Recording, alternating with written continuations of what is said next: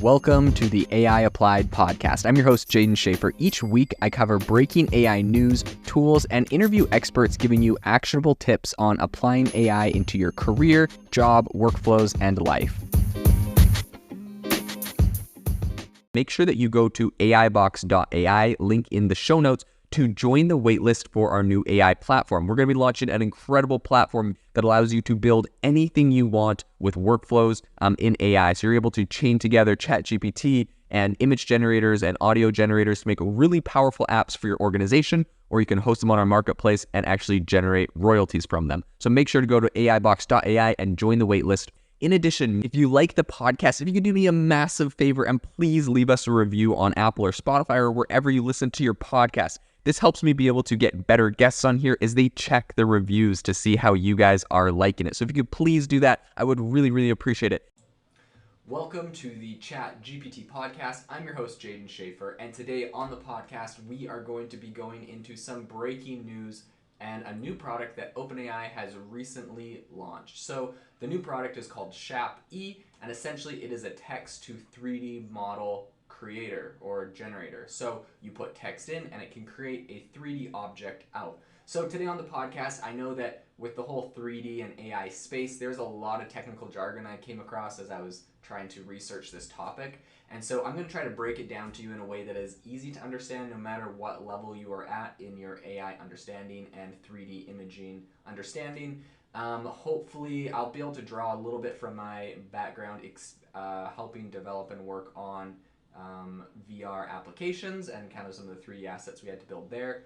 And it's going to be really interesting to see how this differs from a previous tool that OpenAI created that was also a 3D generator, and apparently this is the latest and greatest updated version of that. So without further ado, let's dive into it. But really quick, I did want to let you know that if you want to watch the video, because we do have some video clips of some of these 3D images moving, you're going to want to watch this on Spotify to see some of the visual breakdown. But otherwise, I'll explain everything, and Apple Podcasts, which I think is 70% of you, will be just fine. So what I did want to say right off the bat is OpenAI has been working on a lot of different tools that they are currently milking us for, and this tool here, our gracious overlords open sourced and gave it to us for free. So there is a GitHub with the repo to the code for this that anyone can go and access, and they have examples of what they're kind of what you're able to generate in here. And I will say though, with this GitHub repo and with this whole open source thing, of course it's a super nice token for OpenAI to create this because number one, it's free. Number two, you don't have to get an API, you don't have to pay them for anything. But that being said, the documentation is definitely lacking, as another blogger, Tom's Hardware, noted. He was talking about how it's really hard to actually get this thing up and running. Not a lot of documentation. OpenAI is just like, hey, you run it on Python, so it is difficult to do. Don't think that this thing is super easy, but it is pretty impressive. So how this thing actually works, I guess a really really simple layman's perspective and breakdown on how these AI 3D assets are generated is a couple steps. So first, essentially what happens is you input a text, right? So you could say something like a chair that looks like an avocado. That would be your text. What this is actually doing is converting that text into an image with something like DALL-E 2. And that could be why some of these icons look so, I don't know, silly or basic, is because DALL-E 2, as you know, is like way inferior in my opinion, and to like something like Midjourney. So it's a little bit more basic. But essentially it's going text to image, and then it's going from the image and it's running it through an AI that will turn that image into a 3D object. So if I was saying something just like a gray rock, let's do something basic. It turns text to an image of a gray rock. It turns that image into a 3D object, but now it's just a 3D blob. Then it has to essentially put a skin on top of that 3D blob, or a texture, so it actually looks like, the texture of a rock, where its crevices and cracks would go.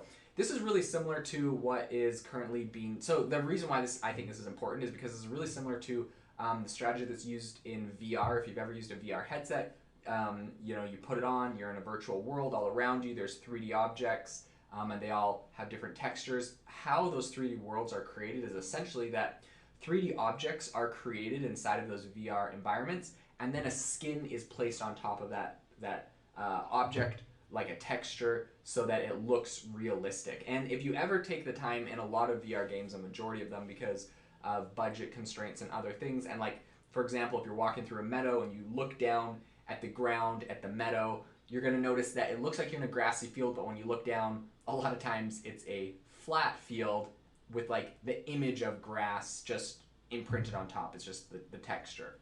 So, and the more advanced AI games or simulations or VRs will have like the 3D objects broken out better. So like you would have blades of grass and different things like that. But even then, the individual blades of grass would have like the imprint of the picture of a blade of grass on top of it. So all this to say, I think this is a really big advancement in how these 3D images are being generated, because this is going to be really useful as people are trying to pull these into different tools and come up with real world applications. So in their examples, they have a chair that looks like an avocado, an airplane that looks like a banana, a spaceship, a birthday cupcake, a chair that looks like a tree, a green boot, a penguin, an ice cream cone, and a bowl of vegetables. And all of them look like very fundamentally like their object, none are very high quality, but I can only look forward and kind of project forward to imagine if this wasn't OpenAI throwing this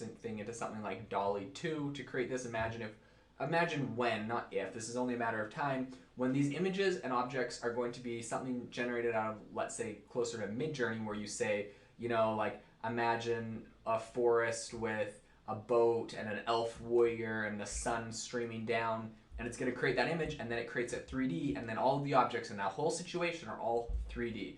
That will be able to be ported into video games and movies and all sorts of really cool, I think, online graphics and things that we'll be able to generate. So really crazy environment and technology that we're going into.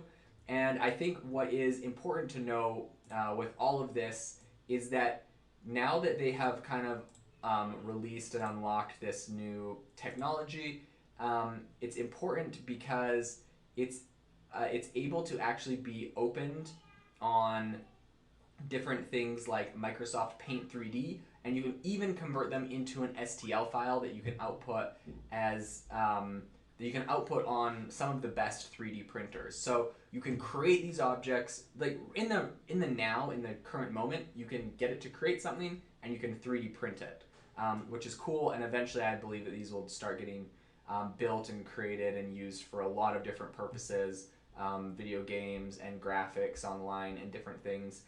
It is interesting. I want to show you a couple examples of what tomshardware.com was actually able to generate or talk about them.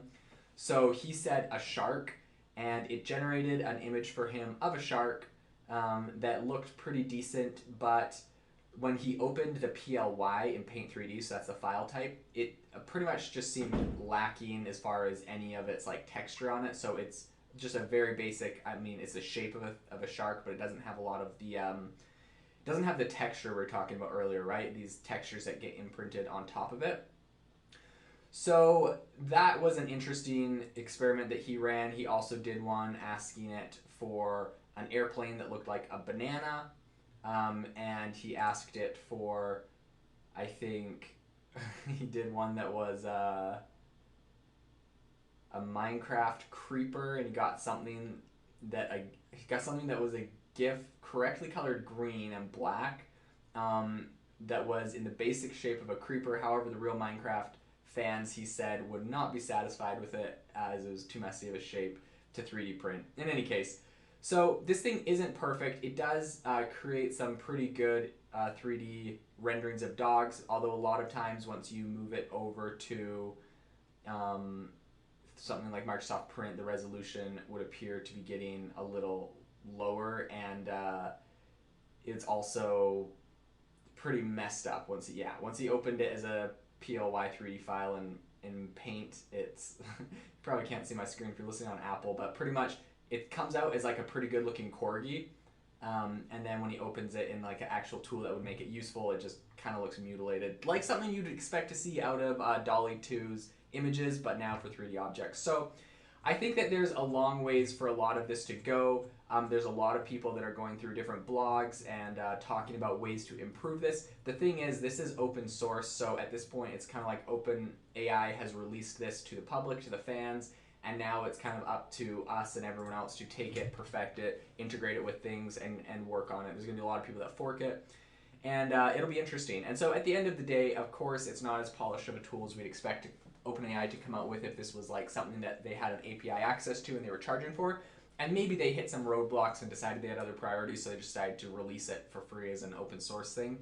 But you know, I would believe that there's going to be a lot of developers that will help to develop this, get some progress on it, and perhaps OpenAI will continue to release another version of something similar, since this isn't very far off from something that they just released back in November when they released Point E, which was kind of the original text-to-image product that they created. So I think though the objects might look kind of pixelated and rough at the moment, there's also the other limitation that is it's only really capable of producing objects with single input prompts and really simple attributes. And so pretty much it struggles to find multiple attributes.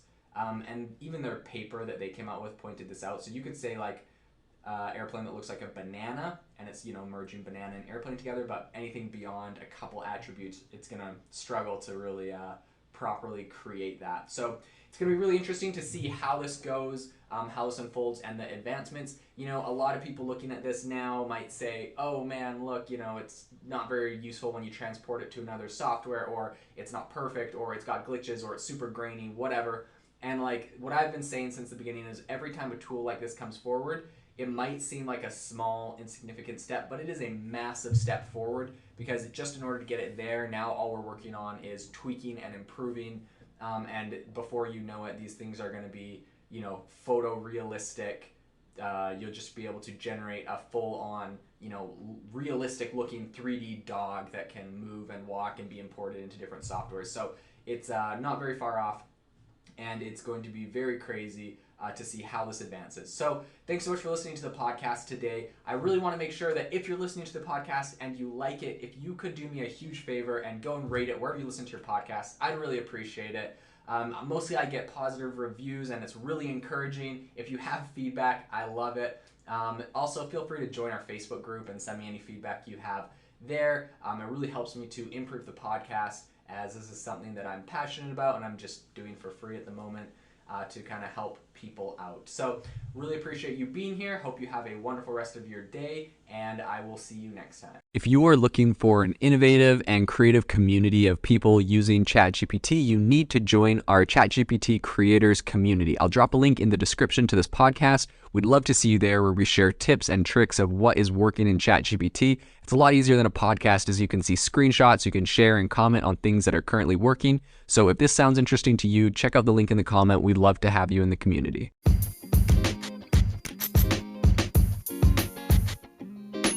Thank you for tuning in to the AI Applied podcast. Make sure to rate this wherever you listen to your podcasts, and have a fantastic rest of your day.